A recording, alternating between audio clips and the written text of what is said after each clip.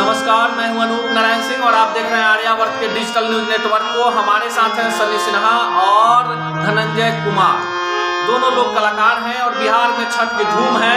आइए हम इन दोनों युवा कलाकारों से आपको छठ के गीत सुनवाते हैं। बिहार के उस युग में चलते हैं जहाँ गाँव है, गीत है, माँ है, घाट है, छठी मैया है और आस्था इतनी प्रबल है कि सुनने के बाद इन गीतों को आपके पाँव खुद ब खुद ठिठक जाए।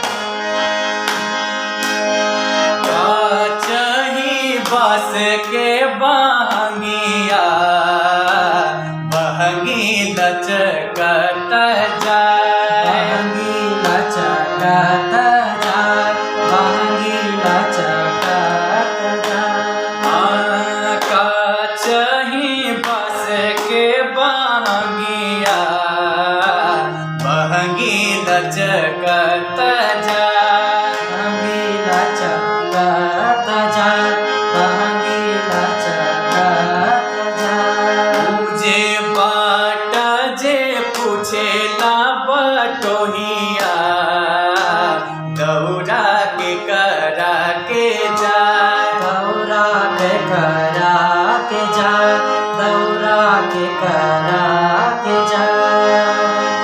आंधार होवै रे बटोहिया दौड़ा छठी माई के जाए, दौड़ा छठी माई के जाए, दौड़ा छठी माई के जाए।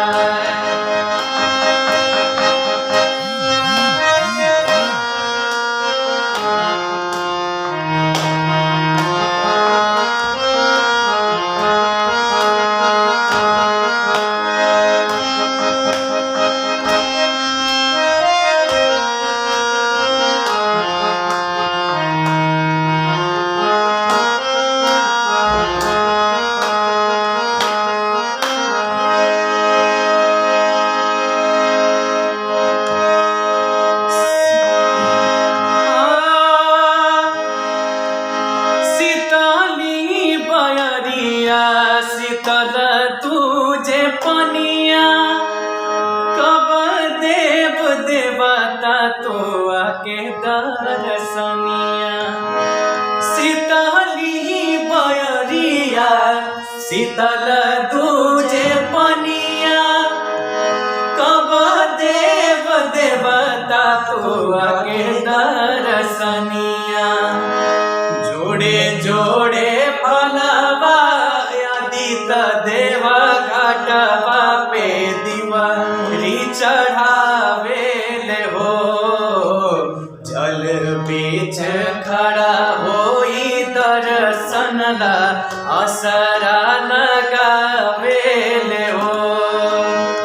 जल बीच खड़ा होई दर्शन ला असरा